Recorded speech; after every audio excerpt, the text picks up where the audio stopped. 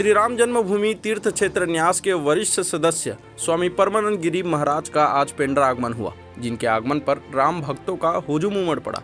महाराज जी के आगमन पर मानो पूरा पेंड्रा जय श्री राम के नारों से गूंज पड़ा।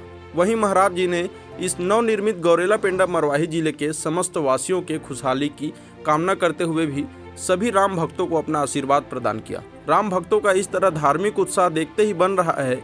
राम भक्तों में पेंड्रा के समाज सेवी एवं राम भक्त हर्ष छाबरिया ने महाराज जी को श्रीफल भेंट कर उनका स्वागत किया। वहीं महाराज ने सभी को अपना आशीष प्रदान किया। साथ ही वीरेंद्र पंजाबी, पवन केसरवानी, रोहित अग्रवाल, श्रीकांत ताम्रकार, महर्षि गौतम, प्रकाश साहू, दिनेश बग्गा, दीपक विश्वकर्मा, नवीन विश्वकर्मा, उपेंद्र राय, बिट्टू शर्मा, संजय जायसवाल, अनुपम पांडे, शुभम गुप्ता सहित अजय यादव, सुरेंद्र गोस्वामी, अजय सोनी, मयंक गुप्ता, रविपुरी, गर्वदीप साहू समेत सैकड़ों की संख्या में राम भक्त मौजूद रहे। पेंड्रा से अभिषेक गुप्ता की रिपोर्ट।